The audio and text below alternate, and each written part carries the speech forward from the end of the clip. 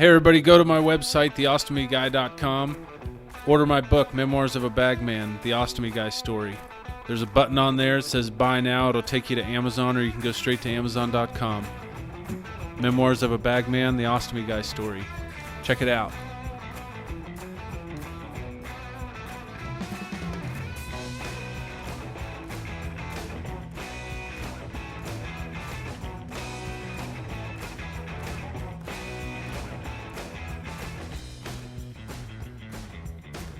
Hey everybody, welcome to the Ostomy Guy podcast. I'm your host, Austin the OG. Thank you for listening. Thank you for buying my book. Thank you for spreading the word about my podcast, about my story, and all the awareness that I'm trying to help spread in regards to helping shine a little bit of light into the darkness of what it means to live with personal chronic illness and to go through something very serious and traumatic, and to be able to come out on the other side struggling but not alone. And today we have the opportunity to sit down and talk with these two friends who met at an ostomy support group a number of years ago. They hit it off and have been doing ostomy IBD awareness for a number of years. They go by the most amazing name, Baggin It. I got my first exposure to Baggin It when I was on Facebook or Instagram, and I saw something going through my feed of Danielle with a ostomy bag stuck on the Rocky Balboa statue in Philadelphia. And I was dying laughing and have been following them ever since. And they were gracious enough to be open to sitting down, having a conversation with us, and let us kind of hear their story, what they're going through and what they're doing in regards to kind of drawing a little bit of awareness to all the people out there struggling with IBD, living with it, and ostomates across the world. They go all over the place. And so I'm really looking forward to having a conversation with them. They both have ileostomies. They're comedians. Joe teaches improv. They're speakers. They speak all over the place at corporations and for different, whether it's a support group or a Crohn's and colitis event. They've been to DC. They've been all over the place. Joe has short bowel syndrome. He only has 5 feet of his small intestines left, so we'll talk to him a little bit about that and find out how that's a challenge and what that brings that's a little bit different than what a lot of us deal with. So anyways, together, Joe and Danielle share their stories, specifically using laughter and their experience and the wisdom they've drawn over the many years of suffering, and they connect with and support others living with ostomies and IBD. They are the recipients of many awards from a number of different organizations and companies, and for all their work as Baggin It. And so I'm really looking forward to it. Hey, Siri just heard me say, "Can you see me?" And she turned on. No, Siri. Technology, you're being watched. I know that's true. Dude, have you ever heard somebody say something, or you guys heard something for the first time from somebody, and all of a sudden on your Facebook feed or on your Yahoo, when you go to that search engine, and that thing just starts popping right up? Yeah, it's terrifying. I turned the microphone off on, like, I leave my FaceTime off and I turn the microphone off on whatever I can, because I heard that's the trick. Oh, wow. Weird. Okay. Dude. I'm not a fan. I won't even use Siri. I'm like an old lady. You don't use Siri? Siri's like the best. I guess you're exactly right. It's probably really bad. Joe is my Siri. I say, "Hey, Joe." What does this mean? I use Siri, but not voice-activated Siri. I have to hit the button to use Siri. Because I think I freaked you out with all of my weird shenanigans about Apple's watching you. So this is great, by the way. Let's just take a moment. Oh, I like it. Good job, man. That was great. Did you like it? I did. It was very raw and very like, it was awesome. I really, really enjoyed that. It was, I think a lot of people will greatly benefit from seeing that just real genuineness. Awesome. Dude, that's awesome. Yeah, very, very much a fan. I'm going to put it on my Goodreads as read on my Goodreads. So if you're not on Goodreads, you should go in there and see if your book's there. Yeah, I will. So here with that book, I gave up streaming, watching TV for Lent on Ash Wednesday.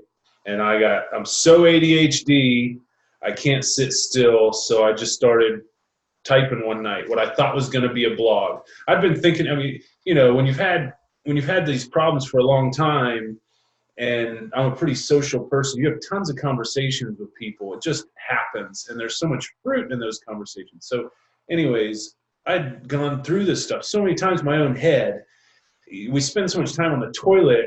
We're alone thinking, and we're of the generation where we didn't have cell phones for the majority of our problems, right? And like, you had shampoo bottles. I was just gonna say that. I know how to spell like all of the like horrific chemicals that were in my old college V5 shampoo. That's exactly right. So sorry, go on. But so anyways, we've had these conversations so many times, and we've thought about them over and over in our head, and I thought for a long time I should do something. So anyways, I started just typing what I thought was going to be a blog. And I sent that off. I've never written a thing in my life. I sent that off to a couple of friends who were like, this is really good. I really like it. And so I was like, bull. And so then I sent it to a couple of writers that are friends of mine, and I got a similar response. And then I kept writing. Every night I'd take the hour that I was spend like watching Netflix or doing something, and I just write a little bit more. And then I sent it to a friend of mine who knows a guy, an editor at The Atlantic. And so then he forwards my first 3 blog posts, which I hadn't posted. I don't have a blog. I was just writing content. Yeah. And sends it off to The Atlantic. And I'm getting responses back and emails back from them of their interest in it. And so I'm like, maybe I'm onto something. And so anyways, long story short, I ended up every night just writing and writing and writing, and then reading through, figuring out what the message was, who I was writing it for. I ended up stopping the idea of writing a blog and decided, okay, I think I might just write my story, because if I'm going to start writing a blog, they got to have a backstory. Anyways, so I just decided to write my story, and then I started sending it when I got done with the content. I sent it off to a number of publishers who had read it, sent me great responses back. I had a number of contracts offered, but that was under the circumstances that we double or triple the content, add a bunch more. It'd be more like an inspirational memoir. And I love to read, but that has been an acquired taste over the last like 14 years. I hated reading. I'm super ADHD. I like get into a book, and for the longest time, as soon as like the topic would change to something uninteresting, my mind would go south. And so I wrote it for parents that don't. Anyways, I doubled the content to see if they were right. And then I kept reading it, and I hated it. I hated the result. And so I scrapped it all down and got it to what you have now, so that people who don't read, because there's a number of young people who are diagnosed with these things, and like the millennial, we're so sensitive in regards to tons of activity, whether it's TVs, tablets, all that stuff. And so we're so overwhelmed, and I wanted the people who are growing up in that culture to be able to sit down, get in and get out, because we all have so many problems. And I didn't want to sit and glorify my own. Like, you can figure it out. Like, it's kind of like the old sex scenes in movies where you kind of see them enter the bedroom. They might have a moment of conversation, then the door shuts, and you figure out what happened, right? Yeah, context clues. So I had no plan, and desire to glorify any of that. I just wanted to get in, get out, and let people see that, you know, even when you're suffering with something that's very personal, it is possible to see light in all of that and to be able to kind of grow and struggle up through it. And it sucks. It isn't easy. You don't got to smile through it. And so hopefully that message kind of came through and it left you kind of wanting a little more, but at the same time was, you know, me at the end of that, you get a good picture of, oh yeah, it was perfect. And I was actually really glad I just finished it a little while ago. I was reading it and then I started reading my other book, and then I'm super glad I did it that way because I finished it today. And it's interesting because I really know not much about you. Yeah. I know the very little bits from your Instagram. So it was really cool to get this like rush of information of your whole life right before I spoke to you. But it was like, so it was like it was like beautiful, wrapped, compact, to the point, genuine, raw look at your life tied with the bow at the end. Like, it was really good. Like, kudos, man. That was awesome. And I think you hit the nail on the head with like what you're saying, like to people who don't want to sit down and read. Like, it is like the perfect length. It's really good. Like, nicely done. That was awesome. My dear friend Christian, who had just texted, I talked to him probably 3 times a year when he comes to Wichita. Holidays are coming, so he's coming to Wichita. And he's like, it's a dinner. He always schedules a dinner. Like, I don't get to talk to him till we all show up for dinner. And so we get there, and I'm like, I text him separately from the group message. I'm like, go buy my book.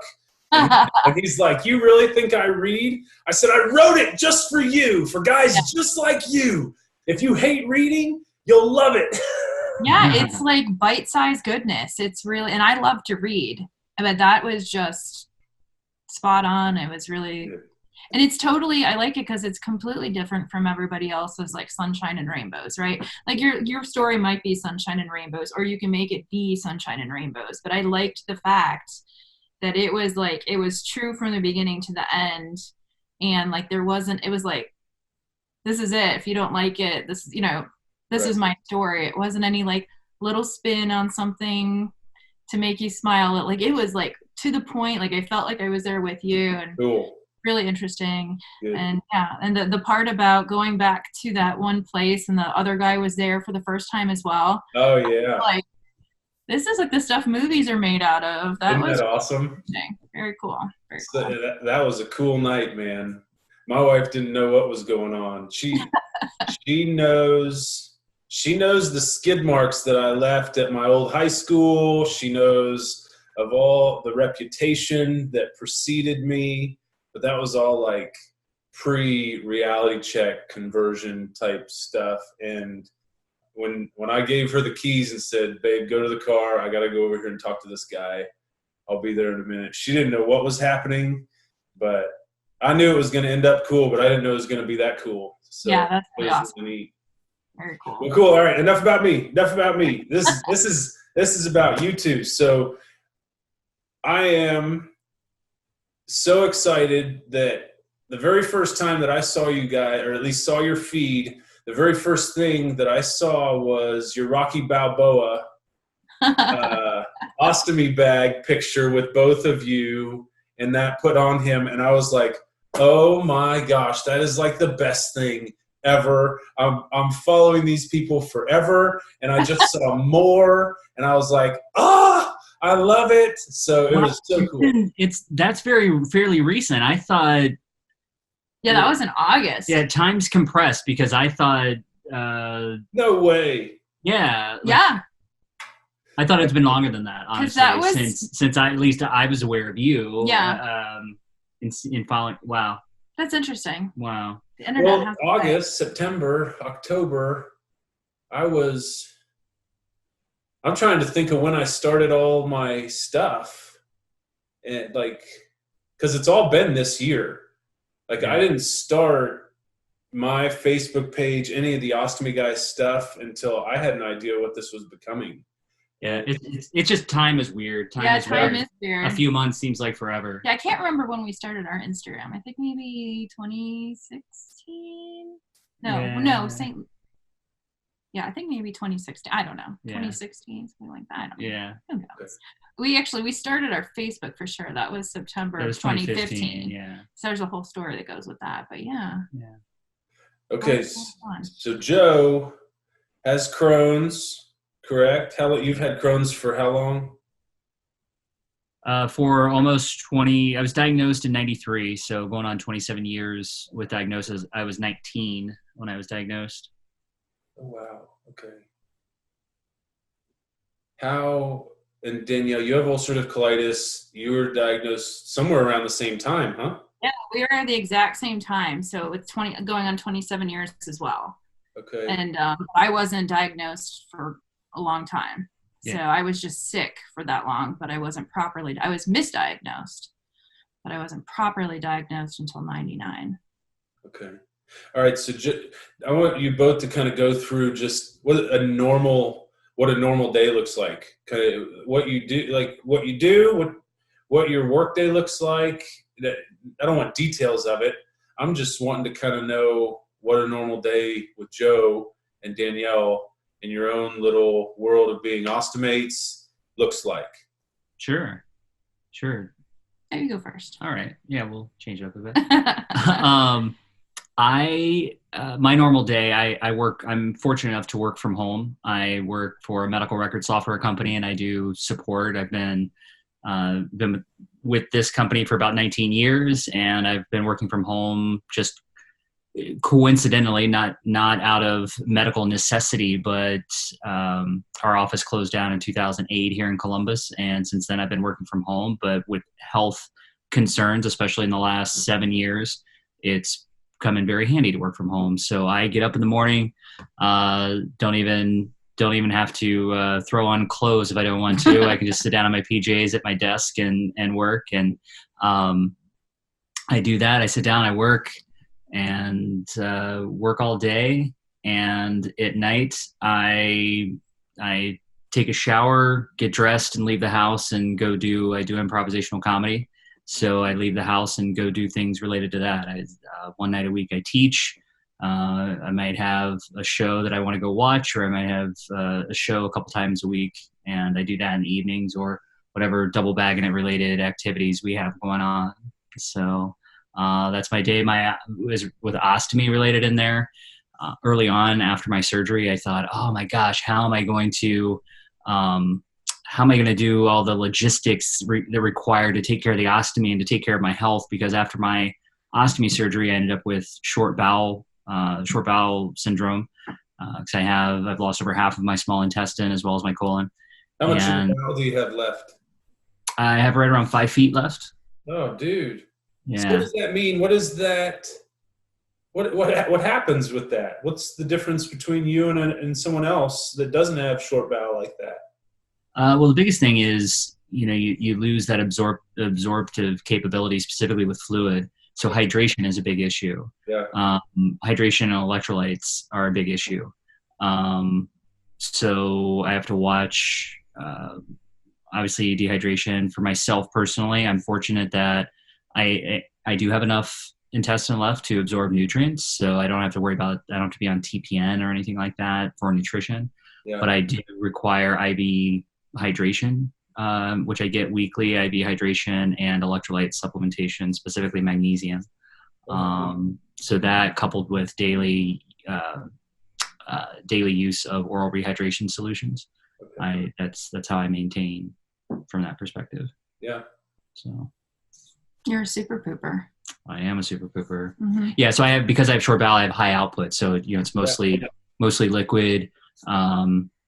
Sometimes I can get things to look like applesauce or pudding sometimes. But if all the viewers out there want to know. Yeah. Everybody wants to know about your pudding poop. Yeah. Pudding poop. Pudding poop. Not pudding pop. No, pudding poop. You have to add the extra O. Don't be confused. No, that would not be good. Yeah. Wouldn't be good at all. So, what about you, Danielle? So what's your day look like? Well, I don't think my day is quite as exciting as Joe's with his like fun theatrical things at night. But first of all, I'm a night owl, so I stay up far too long.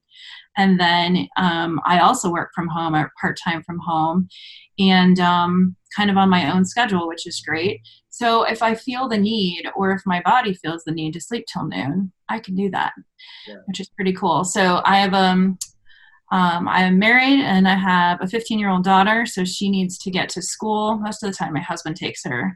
But if I have to take her, then I'm up at like 7, and I'm not going to lie. I will most likely go back to bed and have a nap till like 10.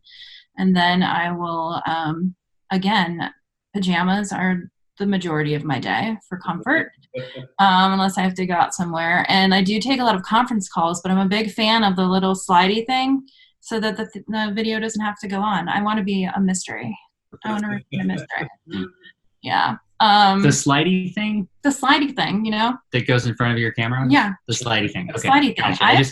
I wanted to interpret that for everybody, the slidey thing. A very technical term. Yeah. What is it? A camera hider? It's a slidey thing. I just want to make sure everyone understood what a slidey thing was. Okay. Right. So yeah, because no one wants to see what I have to offer at 10 a.m. when I should be like dressed like a normal human, but I'm not. Like hairs in a bun.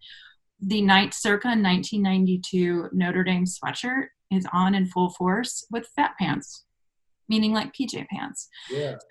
So then I take my day of speaking to whoever I need to talk to for work, and then around 3 o'clock or 6 o'clock, depending on my child's schedule. She's big into theater. She's big into high school theater, so she's pretty much in every show that they do, which they do 5 or 6 shows a year. And as soon as one show ends, another show begins. So she's usually at school until 5 or 6. So then we go pick her up. Fast family dinners, and then possibly mom taxiing. Other times sitting down, spilling the tea with my child, as she calls it, which would be talking about our day. I know I had to learn what that meant, like at the beginning of the year. I was like, what do you mean spill the tea? She's like, not literally, Mom. Like, I'm going to tell you about my day. So we actually have tea and spill the tea. And sometimes we enjoy watching some of the Kardashians, which you may see me. I never watched it when it was like on real TV, because I don't like to do things on time. I like to watch Hulu and, watch 10 episods or one. Well, the Kardashians are timeless. They're classic. So that's been like recent. And then, it's all mixed match during the week, and weekends is when we all hang out and see each other. So tell me, am I really in for it? I have 3 little girls that the first 2 are 18 months apart, and then between the middle and the third, they're 15 months apart. So I think that's awesome. A 6-year-old, a 5-year-old, and a 3-year-old. Nice. And I think for great. 2 months, it'll be 6, 5, 4 for like 2 months, but they're going to be senior, junior, freshman in high school. That's awesome. That's awesome. They could be buddies. That's a lot of tea. The spilling of the tea and it'll be a totally different phrase by then. But you never know. You may still be able to watch the Kardashians. It'll be like season 48. Sure. And you're going to have to come to me to be like, tell me about the beginning season. Which is really fun. No, we just started watching this like a month ago. So it's not like a deep rooted passion of mine to watch them. It just sort of happened one day, and now we can't stop. But no, it's so much fun. Kids are so much fun. I just have the one. She's my little miracle child. I wasn't really supposed to be able to have any, so she's super cool, and she's a really cool kid. Yeah, she's an amazing, very chill, very smart, talented, laid back, old soul. Yeah. Really cool. That's cool. Yeah. Girls are fun. You'll enjoy it. Well, they have maternal instincts from very, very, very young. And me just being me, like I'm like dad of the year every day. I'm sure that'll change, but I love it. Like right now, it's super cool. And we have a little boy also, and they're like, I feel bad for his future wife because he's got 4 moms and they spoil him so much, but it's pretty cool. Is he the baby? He's the baby. He's 11. Oh, that's perfect. Yeah. That's actually, my husband has 3 older sisters. Does he really? Yeah. Yeah. And yeah, so it's interesting to watch that dynamic, especially as adults. It's really fun. I'm the 7th of 8, and I mean, I'm the baby boy. I fill that role. Like if my siblings were around, I would fall right into number 7. That's me. I'm 7 of 7.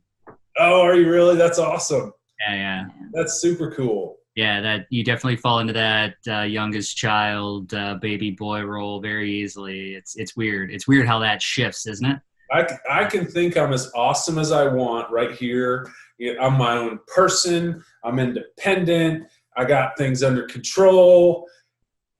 And now we're talking about the holidays, and I just got to fall right in line, man, and know my spot. And it's like we're all back on Doreen, living in the house. So gotta fill the role. I get that. I got it. I have just one older brother. He's 7 years older than me. And it's always really fun when we get back together. And it's funny. Like we're 50 and 43 and we're still like, Mom, like it's great. And I think my parents truly appreciate that too. I think, everybody falls back into place and it's nice to have like that. That's awesome. Fun family dynamic. It's like the Kardashians. It's timeless. Oh, man. Timeless classic. All right, so I want to go back for both of you. Just most of us, when we end up having to get ostomies, we usually have a number of things going on in our lives with our health. They're usually not good. So I just want a quick little taste of what your life was like before you got your ostomies, what you were kind of battling and dealing with, and what struggles were you having with Crohn's, Joe, and with UC, and yeah. Sure. For me, my Crohn's journey has it's been varied. I've been fortunate. I've been fortunate to not have a lot of varied complications. It's all been my Crohn's. When my Crohn's was first diagnosed, it was that classic iliocolonic Crohn's right there. So I've had 2 resections before my ostomy surgery, and both of those surgeries took out portions of my small intestines and portions of my colon. Prior to my second surgery, I was losing a lot of blood in the year or so leading up to that. I had to have multiple blood transfusions, and so that was probably medically speaking, prior to my ostomy surgery, that was probably the worst complication I'd had, because that was a very trying year to 18 months, just constantly losing blood, constantly not just being anemic, but having that low blood hemoglobin level, 5, 6, living at that, and that was just crazy. How old were you? I'm sorry? How old were you? I was 30, 31. Because I was in 2004 when that surgery was.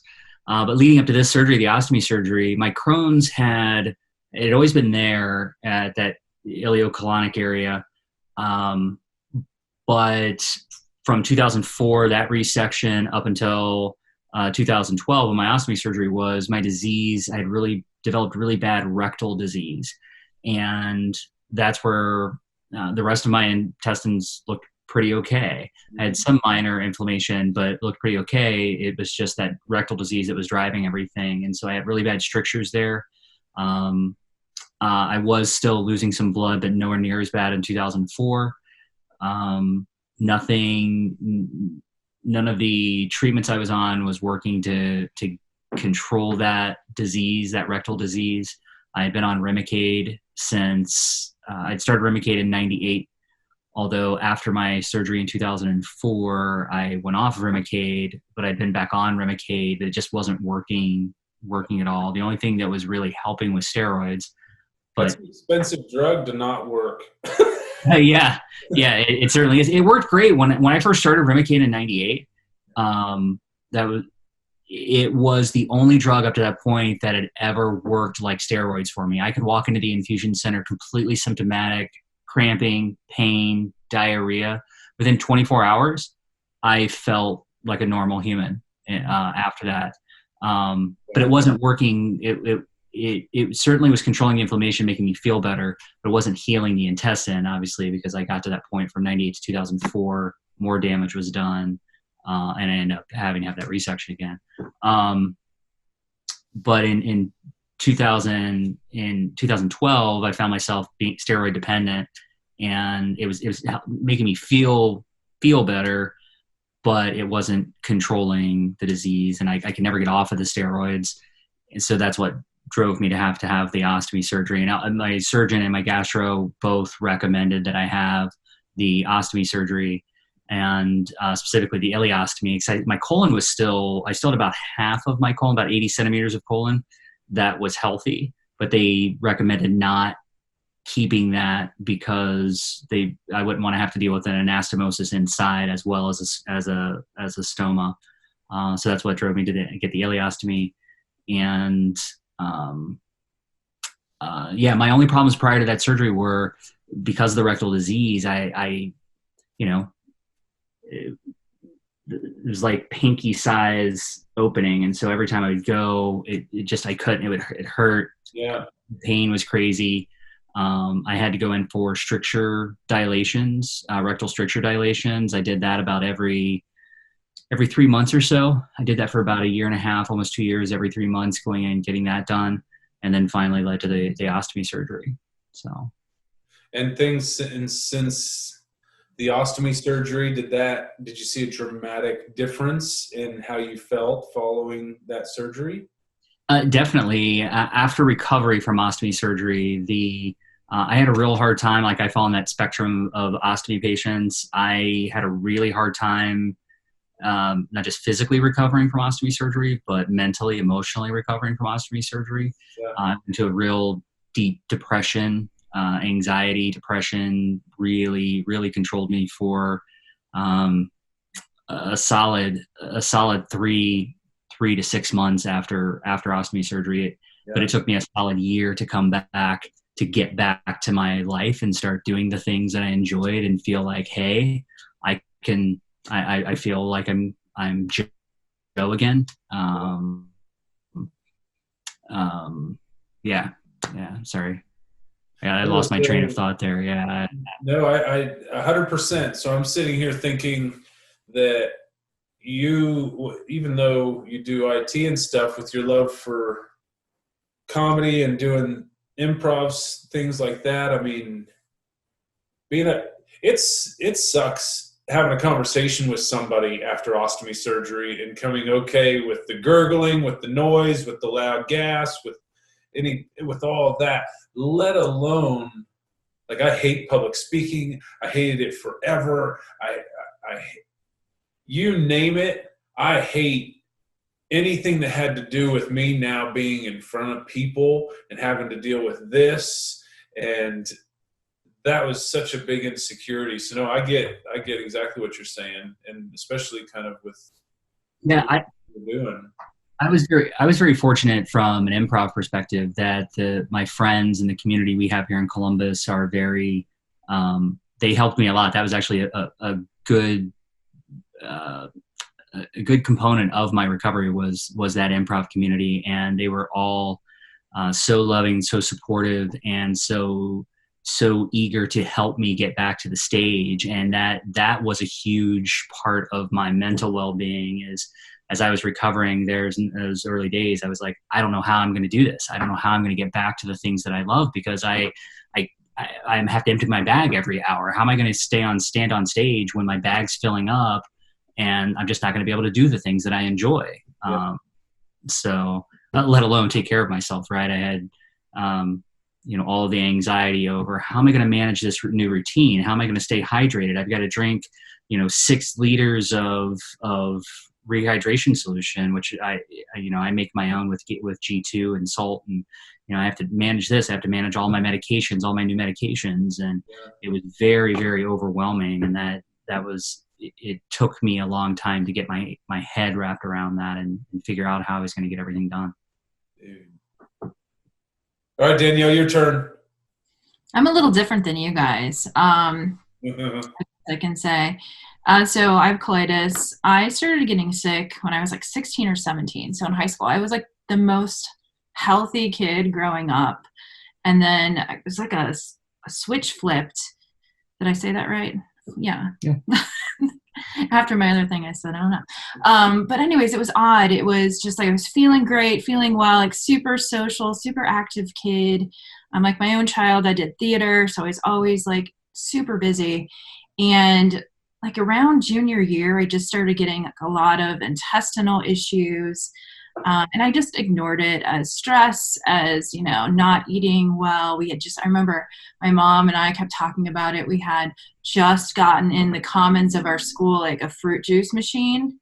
And I love grapefruit juice and cranberry juice. Like I would drink juice all the time. I'm like, oh, that's it. Like I don't have anything Weird. wrong. I I just love drink too it. much grapefruit juice. I mean, because I was thinking, I mean, it was like, because all, you know, it just came out of the blue, and that's the same time I got this machine. So for the longest time, I was like, I just got to cut back, and I need to like sleep better, and you know, contain my high school stress better.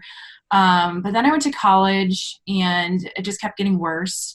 So I went back home, and I visited our family practitioner back home, and they kind of just like listened to my story and said, you know, you have gluten intolerance. Like there wasn't a lot of testing, nothing. It was just like, oh, it just really sounds like you have gluten intolerance. I'm like, oh, okay, that's pretty simple. But like being away from my parents, and by this time I was in a dorm room, and then I lived by myself. I had my own apartment, so I'm not the most domestic, so I had to like cook. And I'm like, what do you cook if you can't eat like things with gluten? Like this was back in 94, 95, like Whole Foods didn't exist yet. So you know, that was a crappy way of living. And then so I had to basically eat like fruits and vegetables and meat, which was really expensive. It also tore me up further because I actually had colitis. So fast forward to me getting extremely ill, having to go to the ER, and then my GP here was like, yeah, we need to get you tested. This is not gluten intolerance. This is far worse. And I started having bleeding, and I kept thinking like, oh, it's again something I ate, and I'm sure I ignored it for far too long. I'm certain of it. Like I think I thought in the back of my head that I had something far worse than what I have, and I was just like in denial, and I was scared, and I lived 2 hours away from my family and 2 hours away from my boyfriend's family, who's now my husband. And I was kind of like, you know, I didn't want to have, I was in denial. I didn't want to have anything wrong with me. So long story short, I end up getting a colonoscopy, and they immediately diagnosed me with severe UC, like boom, which actually was a real big blessing to me because I had like concrete evidence of what I had. And this is a funny story. The day that I got home, my parents came in for the test because it was like one of the biggest things I'd ever had done. Again, I was really healthy. And so finding out that I didn't have a gluten intolerance, and I was so emaciated from being sick. Like I'm 5'9" and I was like 110 pounds. Like I was like tiny. And so the first thing I did was I ordered a Papa John's pizza, Skyline chili, which is like a local chili that's like noodles and chili. And I bought a box of Hostess Ho-Hos. And I literally ate like every piece of gluten I could get my hands on. I was like, Yeah. so happy to have an answer. And so like that was really great for me. So they immediately put me on prednisone. I think I was on prednisone and Azicol at the time, and maybe some steroid enemas, which is always really fun. Yeah. That's a good time. That's a good Friday night fun right there. But so I started feeling a little bit better, and we come to find out that it was the prednisone that was the only thing that made me feel better. So there's trial and error. And actually I am a victim of the step therapy thing that you may hear about. And it's a lot of things that Joe and I advocate for in Capitol Hill. But at the time I had like my insurance, between insurance changes and various other things that happened, I had to like go on these drugs that my doctor knew wasn't working for me. But I had to stay on it for like 6 months because the insurance company wouldn't let me move to another one until I made sure that this was failing. So the fail first rule. So drug after drug after drug I went on, and nothing worked. And I just kept getting more and more sick, more and more sick. This went on for a good 8 years. So I was on prednisone consistently for over 8 years, which was horrible. I was completely dependent on it, anywhere from like 80 milligrams down to 2.5, but I never went off of it, which unfortunately I have a lot of issues because of that now, like a lot of fake teeth in my mouth and 2 spinal surgeries. So that was really problematic. And so right around when I started thinking, like I knew ostomy surgery was an option. Like I was reading about this, but this was back, my ostomy surgery was in 2007. So this was way before YouTube and Facebook, and like that was just when all of that was ramping up. So I didn't really go to any online sources, like very minimal. And right around then, I think also Remicade was finally being allowed for UC. But I was very done by then. My colon was just garbage. My life, talking about my life now and how I'm like, oh, I can get up when I want and work when I want. It was right now it's a walk in the park. I was in the bathroom 25 times a day, complete diarrhea, complete bleeding. My hemoglobin was down to a 5. I was still working on that. I have no idea how that happened. I was going to Ohio State at the time, and I actually had to, number one, change my major because I went into college wanting to be going into environmental science. I wanted to be a national park ranger. You can't poop behind every tree, right? That's not a good idea. I mean, you can. Right. You can, but it's probably frowned upon. So I ended up changing my major to marketing. So that was a massive thing. So which I do now and I enjoy. But that was a massive thing, that my illness ruled my life so much. Like I was a prisoner of my bathroom, and then I had to change everything I'd ever wanted to do in life because of my disease. Yeah. So that was interesting. I also went to school longer because I had to drop out of one particular class that only came around once a year because it was in one of the oldest buildings on campus, and the classroom was smack dab in the middle of a very long hallway. And that particular building had like a male restroom on one floor, and then female, and then male and female. And of course I was not on the correct floor. So I actually had to drop that class because like I literally almost crapped my pants several times running. And I also had like no blood in my body. So I almost passed out in the hallway. Horrible. So I ended up going to school a couple extra, months, an extra quarter, I think it was, because of like one class in one old building with a horrible disease. So fast forward to 2007, and I finally was done. Like I am very like black or white. When I make up my mind, it's over. So I said, I'm not doing Remicade. I'm not doing any of this other like $30,000 drug. That was too much. I was newly married and I couldn't afford that. We actually had a credit card specifically for co-pays for my medications. Yeah. Like that was really the only debt that we got into. And it was a ton of debt just from like one of my drugs, just one drug was between $400 and $600 a month for the copay, like one.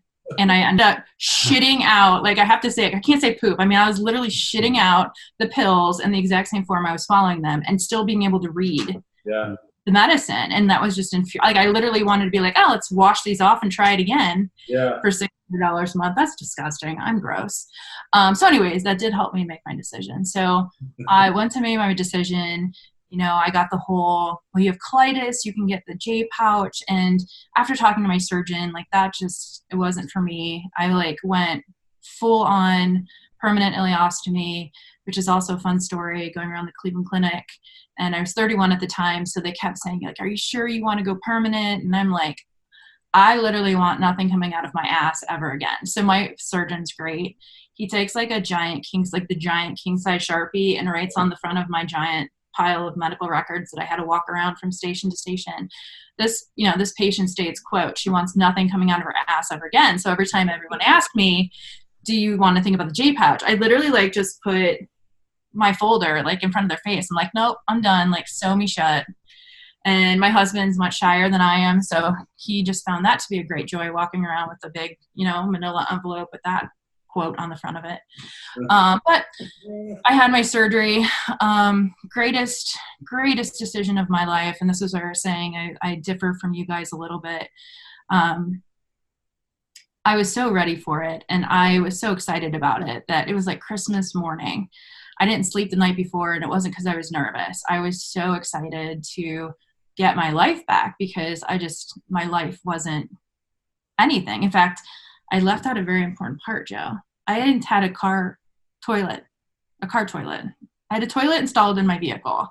Like we went shopping for a car, and then they were like, oh, what could you want? Do you want a sunroof and XM radio? And I was like, no, I want a seat that comes out because I have to put a toilet in my car.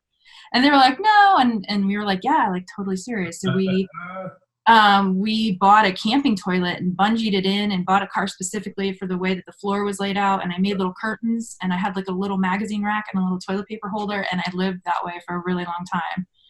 And you so have to have pictures. Tell me you I have have pictures. one photo, and we just did a talk in Las Vegas 2 months ago, and that was the first time I went public with the photo. So I think that's my special engagement photo, where there's one photo. I'm sitting on it, but I'm clothed, and I'm so glad that my cousin made me take that picture because it is such an important part of my story.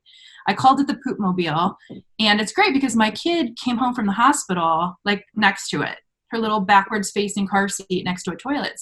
So when I had my surgery, she was 3, and she would get really confused when she drove with other people because she's like, well, where's the potty? And people are like, what? And so she like totally thought that everybody had a potty in their car. But it was the greatest thing in the world. It was like the best peace of mind.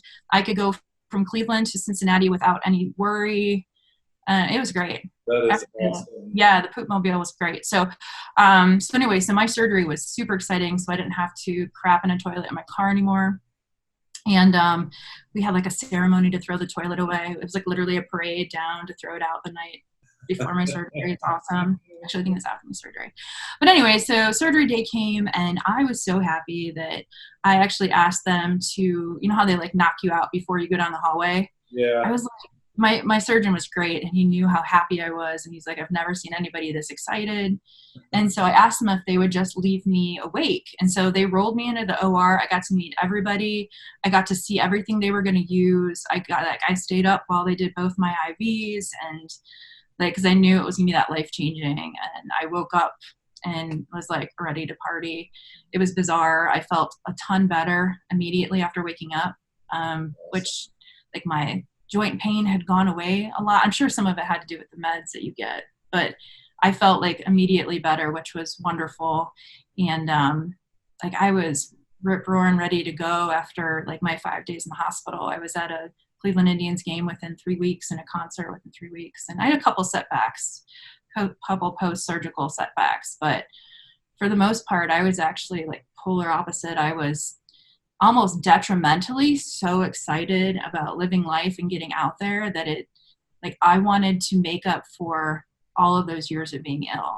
Yeah. And for a good couple years, like I had any invite, I would go to anything and do everything because I felt like I missed out on so much from like 1993 to 2007. Yeah. So I almost needed, I feel like we don't get a lot of like psychological evaluations when we're in there after surgery. And I almost feel like I still needed that on a different perspective because I was just like wild child. It was crazy. But I was so happy and I felt so much better. It was, you know, that people always say like there's certain things that are huge milestones, like the before and after. You splits everything into a before and after, and like, you know, marriage, having a baby, and my ostomy surgery were my 3 big, huge things in life. Yeah. And then meeting this dude and doing what we do, 4 big things in life. But yeah, it was like a really amazing experience and like one of the biggest gifts in my life. So. You were married at the time when you had your ostomy surgery and all that was going on? Yeah. So Dave only ever knew me as ill. So we met in 95. I got diagnosed in 99, a month before I got engaged. And then got married in 2000 and had my surgery in 2007. And then my daughter was born in 2004. So I didn't have my ostomy when I was pregnant with her. Do you think that your relationship with him, the establishment of it, do you think that helped you in your mindset with accepting all of it? Or was a lot of it kind of, it helped, but you were also self-motivated just because life was so much better. You just felt so much better. Yeah, I think I'm talking from an insecurity standpoint, like an emotional standpoint, not necessarily maybe the physical side. Well, here's the thing. I am very independent. So I think the love and support of my family definitely helped that be easier for me. Yeah. But I'm also very, like I said, like I'm a decision maker. It's black or white, and I the support and love is very important, but I think I would have made that decision anyway around it. Yeah. That's awesome. Okay. All right, Joe, how long after your surgery did it take you to start seeing a little bit of humor in all this crap? Well,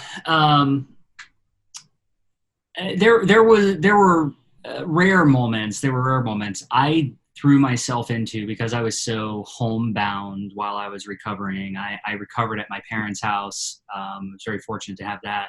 And so I threw myself into social media, Facebook. I created a Facebook group called Joe's Ostomy Experience that was just private for all my family and friends, just so I could keep them up to date specifically. And I'd have my moments interacting on there. I was on there all the time. I found a Facebook support group. And I would have some moments where I would make a joke of something because I'm sitting watching television, watching the Super Bowl. That was in 2013, and that year the Super Bowl, the power went out at the stadium during the Super Bowl, and there was this huge delay. Yeah. I just remember that specifically as a moment where I was just, constantly on Facebook during that whole thing and making little jokes, and my aunt jumped in and said something like, "There's the Joe we know and love," that kind of thing. But to really find to get back to my normal sense of humor, and also embracing the humor that is the crap that we deal with, as you say, that probably was my normal level of humor was probably that 6 months to a year mark where I came back, but not fully until Double Baggin It did I really become comfortable. Because at the time Danielle and I met, I felt I had come back to just my normal level of being me. But meeting Danielle and actually hanging out with another ostomate and someone else, close to my age, similar, like I realized as we were hanging out that, we were together, and my ostomy, I started making noise, right? Like it was very noisy, pooping in the bag, farting, and I go to immediately. My habit at that time was to reach down, muffle it. As soon as I felt something, muffle it. And she turned and looked at me like, "What are you doing?" I remember that. But it was that level of comfort that I developed after that really allowed me to fully embrace just being me and living with, as we say, rock out with our bags out, just to be out there literally and metaphorically. There's nothing less. So that moment in my mind, for so many years, I hungered for being alone. So I didn't have to muffle the damn thing. So I didn't have to wear a shirt long enough to cover it up. So I didn't have, there were so many so I didn't have to's that I just prefer to be alone. And I remember there's so many times after my surgery, I remember looking at my dog and comparing my dog, who was a chocolate lab, to everybody else I was around. And when I'd have gas or I'd have to go to the bathroom, he'd be in the same room. He wouldn't even flinch. He'd just keep looking, napping. He'd keep looking at what he was looking at. It was a non-issue. I could be changing my bag in the bathroom, and he'd come in there like he always did and lay on the mat on the ground. And no matter how bad it smelled, it didn't even bother him. Yeah. And I remember just thinking to myself, is it possible that one day I will meet a woman that'll look at me and will treat me with the same kind of ignorance to my problems as Tuck does? And I remember just hoping for that. And I knew it was a sad thought at the time because of how insecure I was. But that's a liberating moment, man, when you are able to finally go, around somebody. Yeah. So anyway, it didn't take my wife, but it was a number of friends and family members that after years I was able to finally do that. And I just remember it was a gasp of fresh air every time it happened. Yeah. Yeah, I was very fortunate. Like I certainly had that with my family, and even other friends. But I don't know that level of comfort that I got personally out of the connection with Danielle. But then broader than that, once I really tapped into the ostomy community fully and embraced that and embraced just being out there as myself and not being afraid of those moments of passing gas, making noise, anybody seeing my bag. At the time Danielle and I met, I was wearing all the big clothes and stuff of hiding my bag, but it stopped along the way as Danielle and I became friends, and I got that comfort level back of not worrying about it. And then what I just made note of is that your chocolate lab and Danielle are one and the same. You know what? You've compared me to a dog when we were at Cedar Point before. This is the second time that you've compared me to a dog. But you don't flinch. Both on videos. You don't flinch when I poop. You don't flinch when I poop. I don't. In fact, I'm pooping right now. Listen, this is the We're best. all pooping. This is the best part of having a best friend without a butthole. So it's funny because before he just had his recent stoma revision, he had a stricture behind his stoma. And so we always joked about how it sounded like a musical instrument, like he had whistle farts, like straight up musical instrument whistle farts. So we'd be like texting or talking on the phone, usually texting, and he'd be like, hold on a minute. And like literally like 15 seconds later, I get like an audio recording and it's Joe's like whistle farts. So we take it a whole step further. Like we're not only comfortable around each other, we are proud of our farting moments. And like it's funny because like you guys talk about and I've had mine for going on 13 years now. What are you? You're seven. And so I don't remember a time other than, so I used to work in an office and I was a marketing director. So I would be hosting a lot of things and I was always doing public speaking. And I can only remember like a handful of times where I was like nervous that I was going to make noise. For like, I think the first time it ever happened, I was like, you guys know I had surgery a year ago. Like I'm here, so you may hear noises, but I'm happy to be making noises because I wouldn't be here otherwise. Because after my surgery, my surgery was elective. But once they got in there, they were like, it was a really good decision because you probably been on this earth far too long. And so to me, like this thing literally saved my life, and it's more important than being embarrassed of, not that I'm putting that down or anything, but I think I came to the conclusion so fast, this is really nothing. Like I've been through hell and back, and I'm proud. I am proud to fart from my stomach. Yeah. Right? Not from the bum, from the tum. Like I'll go for massages now, and it's the first thing I say. And I always have our business cards too, so like I bring it up and then I give them a business card, and it's great. It's like two best friends without buttholes. It's the best way to break the ice. And so like, when you're going for a massage, I'm like, I always need to lay on my stomach first, and I'm like, you may hear noises. I have an ileostomy. I have ulcerative colitis. I had to have my large intestine removed. So just to let you know, like, it just means you're doing a good job. I'm relaxed, And it's funny, like that's the only time I've ever really had to explain it, just because it's so quiet in there and you don't want to startle someone. Also, I don't want them to think I'm going to crap on their foot, but you never know. I mean, it could happen.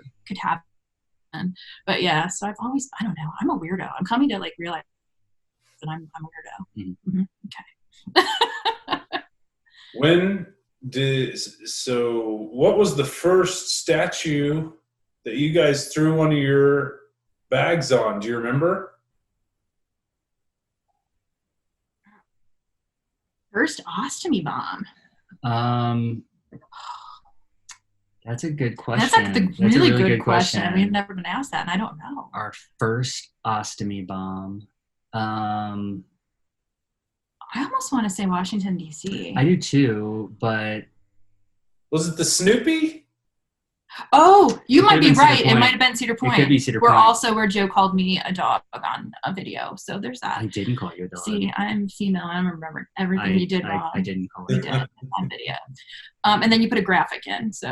Well, that's just it. I didn't call you a dog. I just graphically in the video just compared your reaction to the reason had just gotten off of a roller coaster, And we so did. You can ride roller coasters with your ostomy. We were going to buy the picture. You know, on the roller coaster, they take your picture, right? They take your picture as you're coming down the big hill or whatever, and everyone's like screaming, and your hair is blowing back if you have hair. And we didn't get the picture because Danielle didn't like how she was looking on it. And so in the video, we're talking about the roller coaster. I said the reason Danielle didn't want it is because she looked like the Basset Hound Flash from the Dukes of Hazzard. I cut in the picture of Flash hanging his head out the car window, and Danielle. He's a gem. He's a real treat. So I also compared you to the Spies Like Us, Dan Aykroyd, and going around the centrifuge thing. Not really. The G-force. Not exactly with guys take the hint, never do that. Yeah. But yeah, I think you're right. I think you're right. I think Cedar Point may have been one of the first ostomy bombs, but we have really taken that and made it an art form now. So I have an idea. Yeah. Do tell. It's a wonderful idea. I Okay.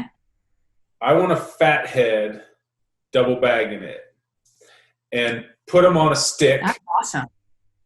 Because so many times, I don't want to steal what you guys are doing, but so many times, like, albeit in an arena, my nephew plays for the Ravens. And I mean, I go to tons of sporting events, and I want to go, they have statues all over, and I want to do it.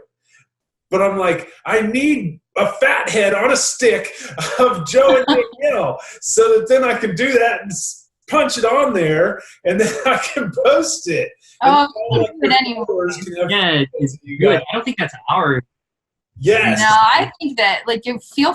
Yeah. I think that we want to bring awareness, no matter what. We don't have that trademark by any means. So, ostomy bomb is fun. Although I do have a fat head, as the case is. Yes, he does. Like, see, go ahead and say that since you called me a Basset Hound. All of us on steroids. We go like this. Yeah. Absolutely. Like this. We were just in Las Vegas, and that was one of the things we almost did there. Is they had a place where you could get a 3D figurine of yourself. They would put you in the booth and do the whole 3D photo of you, and then print off a figurine of you. We almost did that. A little knick-knack for Christmas. We'll do that's we need the prices to come down. It was like $300 per piece, but we did. We wanted to do it with our T-shirts on and rocking out with our bags out.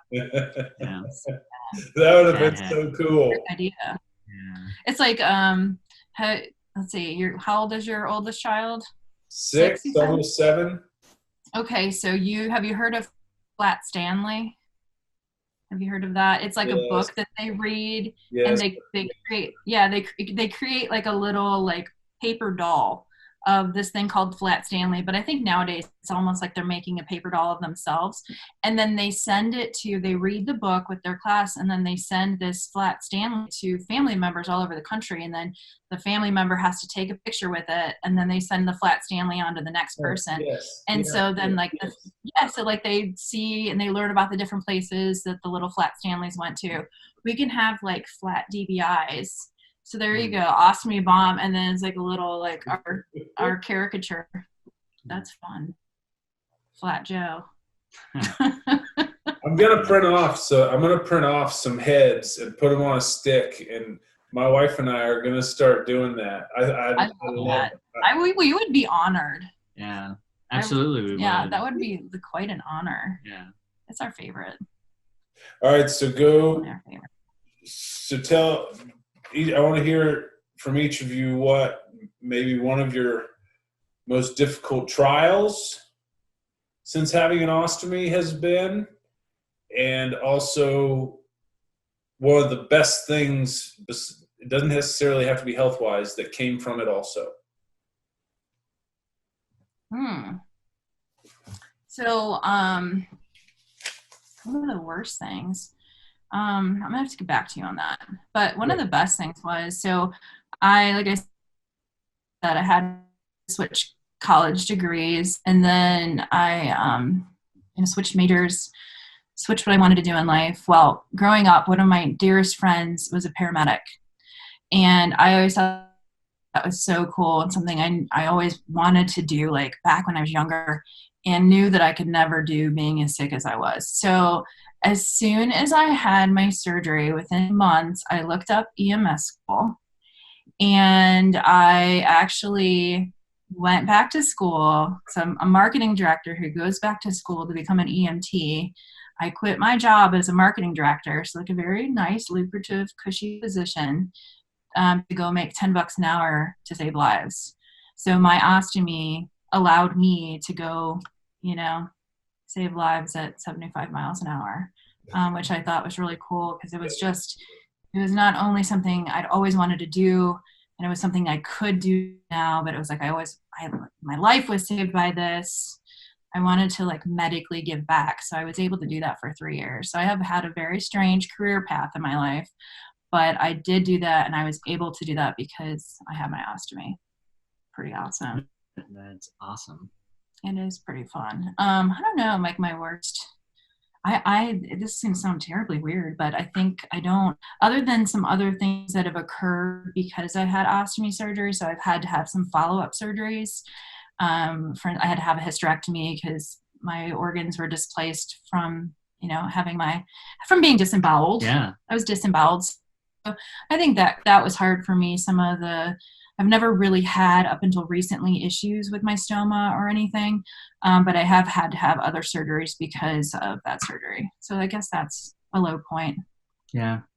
For me, the low point trial dealing with the ostomy was right after.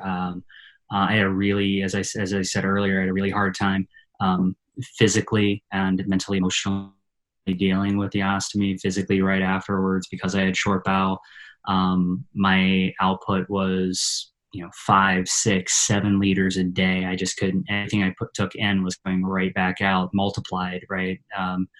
More was coming out than was going in. It was really, really surreal, and really hard, and just seeing that every day just made me so depressed, because I was sitting there watching myself get dehydrated, and I was feeling it physically, and I was scared. I'm like, how am I going to live the rest of my life like this? And I became very, very depressed.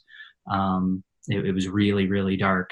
And having come through that, and then the high point, I would say the great thing that's come out of my ostomy has been meeting Danielle and starting Double Baggin It, and the work that we do together, sharing our stories, getting out there and helping others, really is the high point, and bookending that, or juxtaposing that with the low point is, that's what drives me, is knowing how hard a time that I had really drives me in the work that we do, and just makes what we do so rewarding.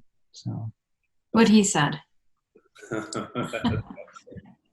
Okay, so I've polled a number of people on Instagram and Facebook that don't have ostomies.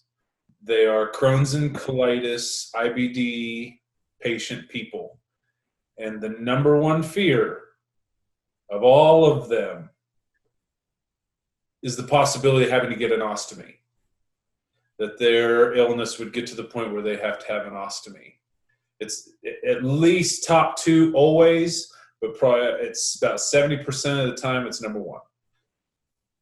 What Joe with the struggle, Danielle with the optimism, what are your thoughts for those people who listen that have that hesitation and that fear of just the surgery of the unknown and the life that is coming if it was to be possible?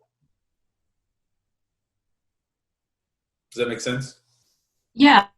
So I think I tell people, because every patient is different, every disease is different, every journey is different, and their life is different.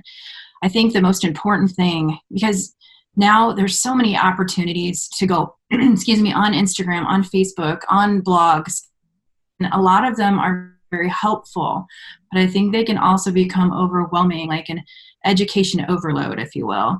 And so I think, I had a really good outcome. It's like I said, one of the top 5 decisions I've ever made in my life. But I think the most important thing is to understand whether you come from an optimistic place or a darker place, that you can't compare and try to figure out, you can't compare other people's stories with your own and what you may have, what you're walking into, because everybody is so unique and so different. I think that's the number one thing. You're still going to have worries about, obviously, because these things, even the ones that are temporary, you're still having a permanent thing done to your body. You still and like a lot of other surgeries, all surgery is scary. There's the unknown, the uncertainty, but this is different because this is something, you've been pooping your butt your whole life, right? Like you were born taking a crap, right? Out it came. And so it's not like you have a broken arm and it's going to be fixed and you're going to move your arm in the same way. It's a completely different way to live, and you have so many different fears and things to figure out. So I think step back from some of the educational things, and I to say it's not like it is what it is. I hate to say that, but I think don't compare yourself. And if it comes down to that, it is. I hate when people think of this as like like a last resort. Like to me, I chose this over taking a biologic. Not that everybody should. That was just my own decision. Yeah. It was almost I had to, because my intestine was so far gone. But it's not a death sentence. It's not like something to be ashamed of. It is. It's a treatment. It's a treatment just like any of those other medications are.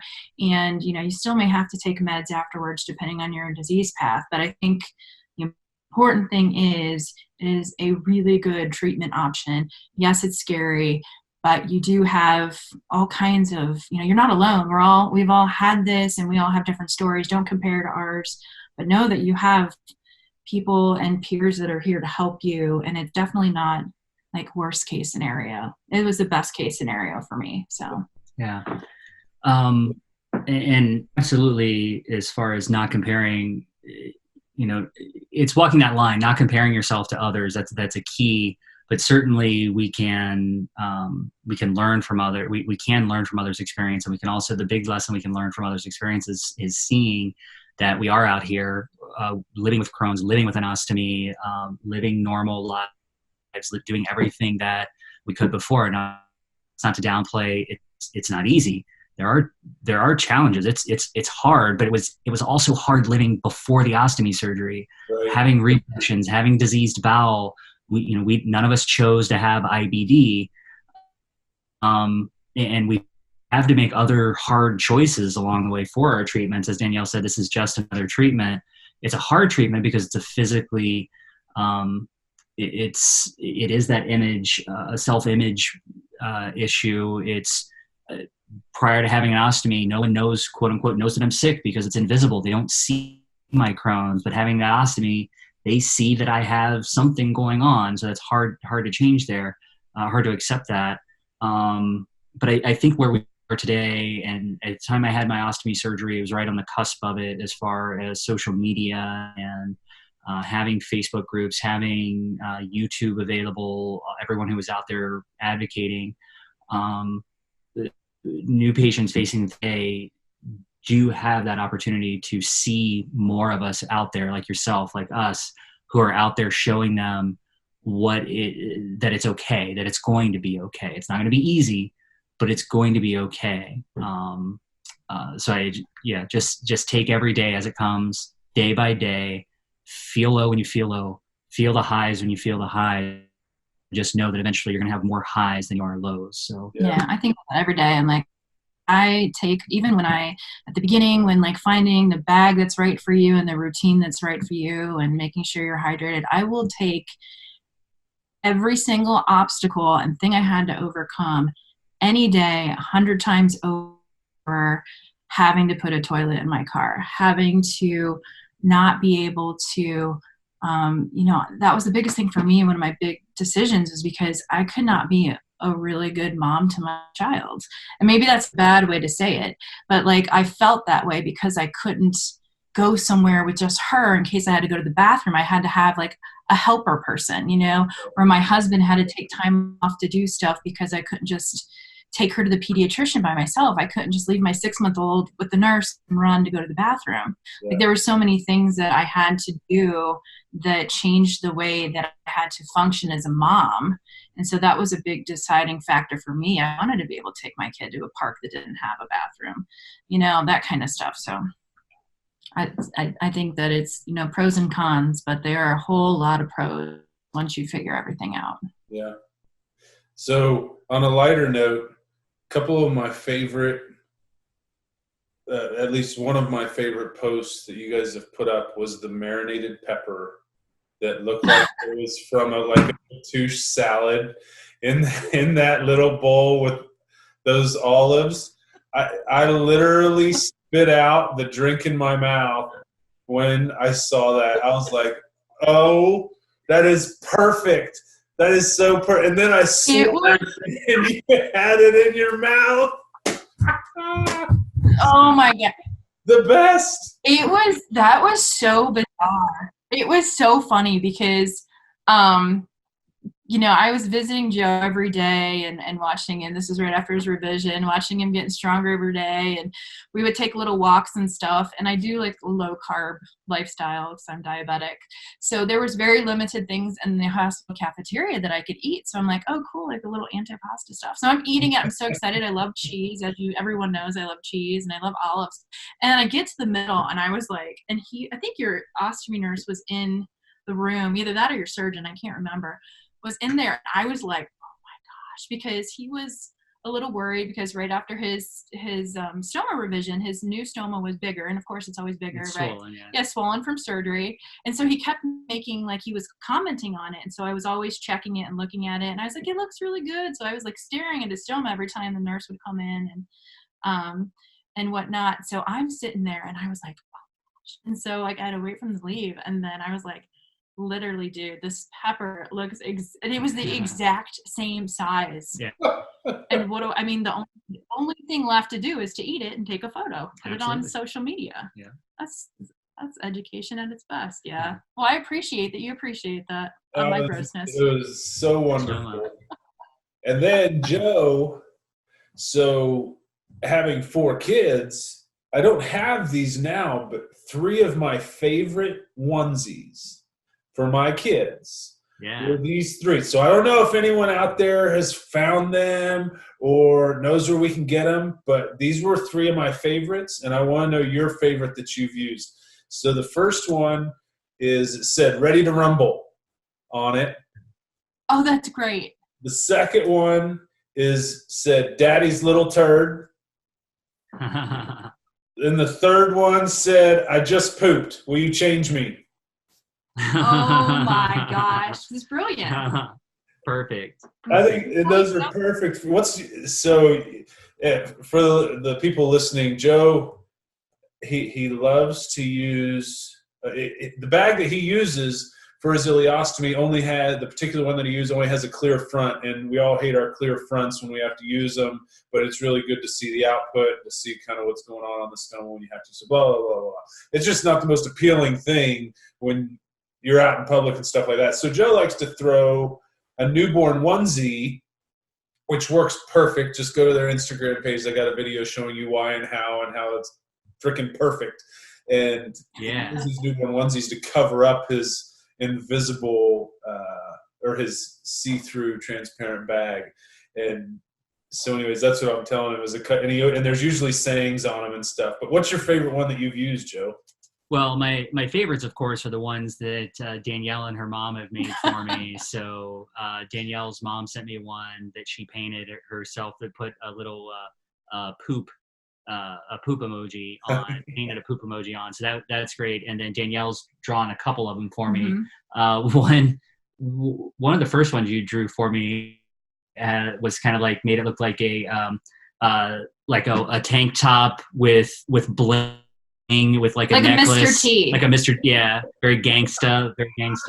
Had like a dollar sign. Yeah, necklace. Yeah, dollar sign necklace. I'm not sure what that was probably like a real moment of genius that I don't know why I would decide to do that. Especially didn't put a clock like a Flavor Flav. We did say Flavor Flav last time we were in Vegas.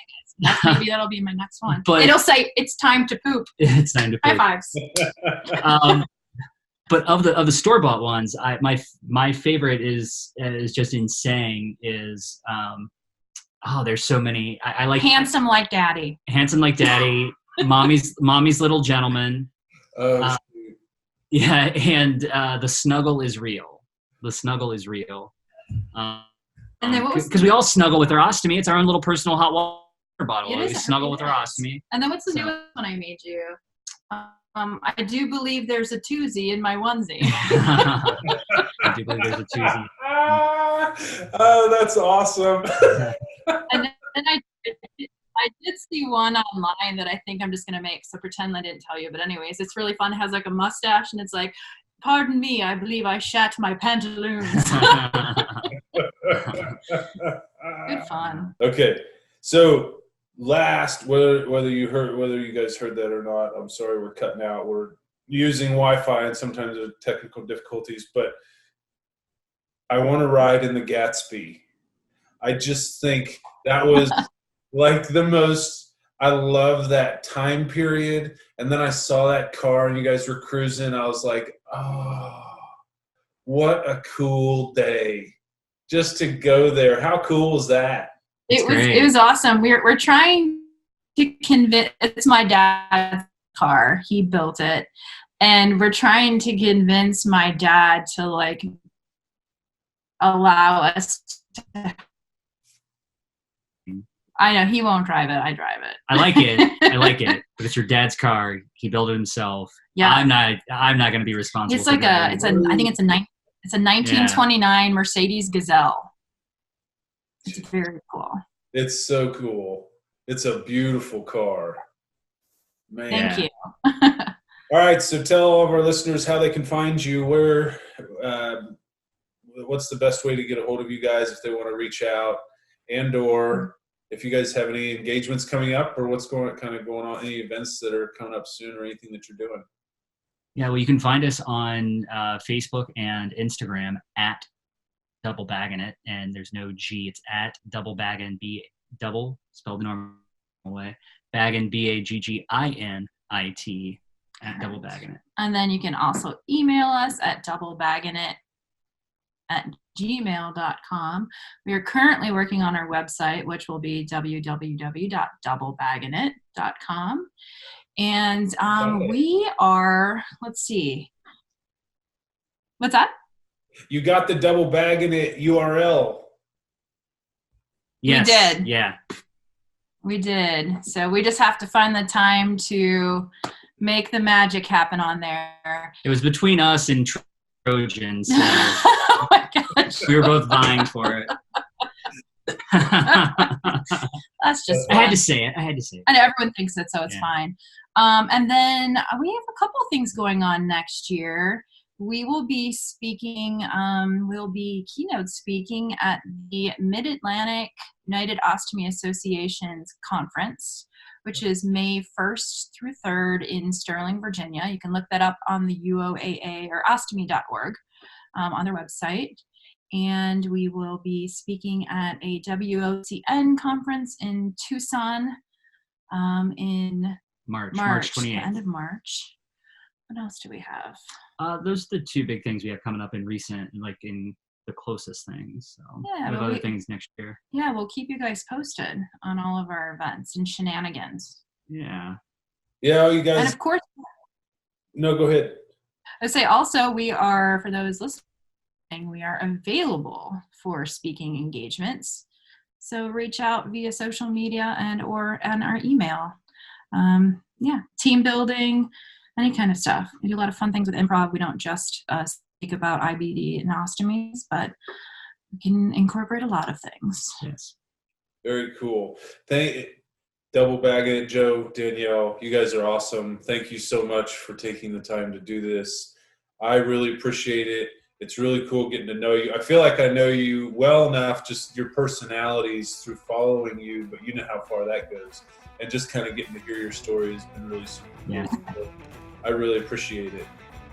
Yeah, well, we are very thankful and honored to be on your podcast and to meet you as well. So thank you so much. Thank you. All right, everybody, hit subscribe if you haven't.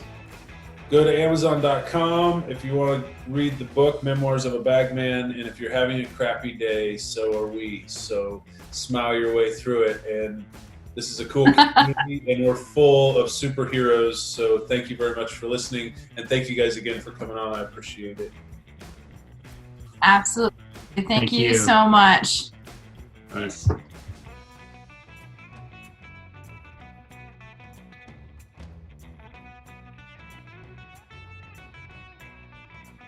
Hey everybody, it's your host, the Ostomy guy. We've been listening to everybody else's story and I've been kind of hiding from it. But the time is here. My story's out. The Ostomy guy story, Memoirs of a Bagman. Finally published and ready to buy. www.amazon.com. Go buy one for yourself and one for a loved one. You won't regret it.